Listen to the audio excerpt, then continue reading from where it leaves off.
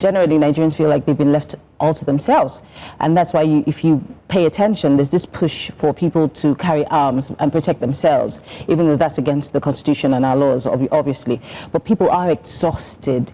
The number one duty of every government anywhere in the world is to protect lives and property. And it seems that that's not the priority of our government, unfortunately.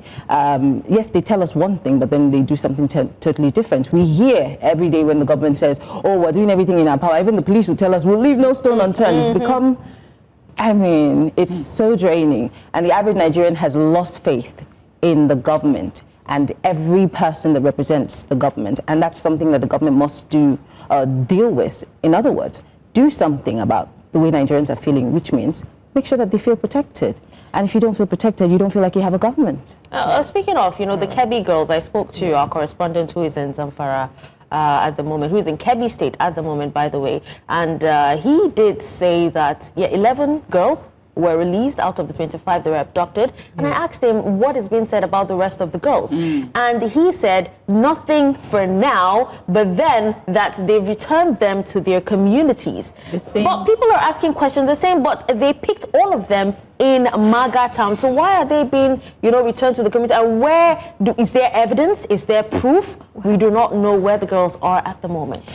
Again, it takes us back to what I said. People do not trust in government anymore because government tells us one thing. And sometimes, especially for people like us who are journalists, we don't just listen to what they're saying. We have to read between the lines and then listen to what's not being said. So, for example, they picked them from Maga town and then you're sending them to which communities? For example, they're saying they're closing down all of these schools. They're no longer allowed to build schools in areas that are, far away from the city. Why do we even have ungoverned spaces in this country to start with?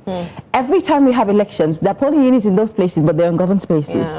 And then at the end of the day, we have these huge numbers that they churn out on election day and say this person won in this place and this place. They're not telling us the truth. And I think we need to begin to ask those questions as journalists. We need to keep pushing because government can't tell us one thing and we're seeing a totally different thing on the ground. And this is it didn't start today. If I take your minds back to what happened in the Dapchi and the Chibok girl situation, we were given different numbers. Journalists on the ground were saying that's not the issue. The defense headquarters will come up with, there were too many things that needed to be synergized, and we still don't have that synergy today.